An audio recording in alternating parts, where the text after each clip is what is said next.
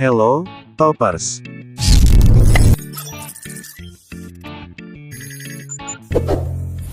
Sebagai pasangan suami istri, tentunya ingin dianugerahi seorang anak, sebab hal itu menghadirkan kebahagiaan tersendiri.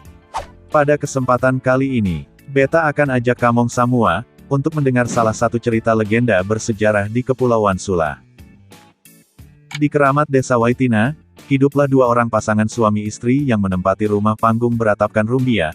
Kehidupan mereka penuh cinta dan harmonis walau hidup hanya berdua. Namun, di usia 10 tahun pernikahan tak kunjung dikaruniai buah hati, pasangan itu nyaris putus asa dan hanya bisa berserah pada Maha Kuasa. Matamit dan Finabot.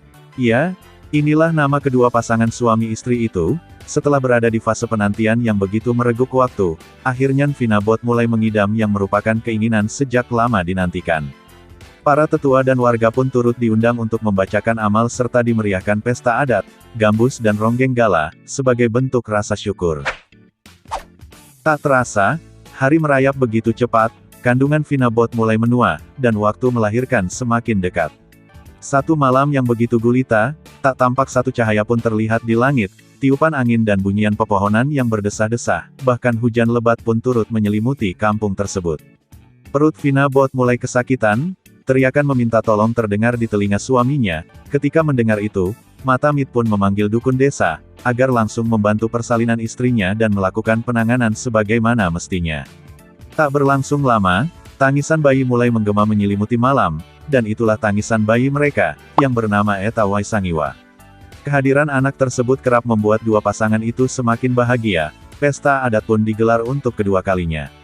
Usai pesta yang digelar, hari makin diseret oleh waktu, minggu, bulan pun berganti, beberapa tahun telah berlalu, kini Eta Waisangiwa telah merangkak dewasa.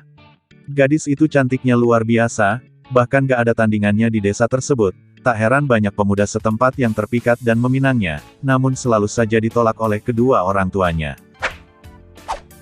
Suatu waktu, datanglah seorang putra Raja Banggai, ke rumah orang tua Eta Waisangiwa. Labadi menyampaikan maksud kedatangannya, yang disaksikan langsung oleh kepala kampung setempat. Aku mendengar Bapak memiliki seorang putri cantik, apakah Bapak bersedia, anakmu aku jadikan istri? Jika Bapak bersedia, aku akan pulang dan membawa ayahku ke sini. Namun, ia pulang dengan bekal jawaban serupa pemuda yang lain, pinangan ditolak, putra Raja Banggai itu pun kembali dengan kecewa. Setibanya di Banggai, kemudian melapor ke ayahnya, jika pinangannya ditolak.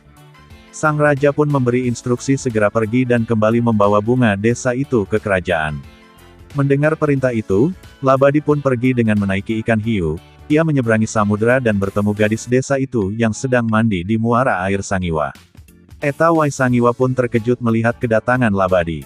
Berbagai bujukan, rayuan bahkan mahar yang ditawarkan terbilang besar, yang dilontarkan putra raja pun ditolak oleh bunga desa itu. Aku tak akan pergi selama kedua orang tuaku belum merestui, ucap Eta Waisangiwa. Mendengar itu, putra raja pun mengulurkan tangannya dan menyeretnya yang tanpa menggunakan sehelai benang itu, hingga naik ke pundak ikan hiu dan mereka mulai berangkat meninggalkan daratan. Namun tetap saja Eta Waisangiwa membentak dan merontak ingin kembali, tapi karena tak diindahkan oleh putra raja, ia mencabut penikam konde dari rambutnya dan menikam di kepala ikan hiu. Karena kesakitan, ikan hiu berbalik arah dan lari ke ufuk timur Pulau Mangoli, hingga akhirnya ikan itu melepaskan mereka di batu Liwangka atau Fat Liwangka. Setelah berpijak di batu tersebut, Eta Waisangiwa karena terlalu lama dalam keadaan tanpa busana, ia lantas melekat dengan batu, dan tubuhnya perlahan menjadi batu sepenuhnya. Batu itu, orang menyebutnya Fat Finakoa, yang artinya batu gadis. Batu gadis itu berdiri berpaling ke arah laut, di atas batu tebing, di tepi pantai yang berdekatan desa Waisakai. Sedangkan putra Raja Banggai, juga turut menjadi batu, yang berada di sebelah kiri Eta Waisangiwa, yang disebut sebagai batu Banggai atau Fat Banggai, keduanya terletak di sebelah kanan desa Waisakai. Itulah ulasan mitologi Fat Finakoa, cerita legenda bersejarah di Kepulauan Sula. Terima kasih sudah menonton, semoga Katong Samua, sehat dan sukses selalu.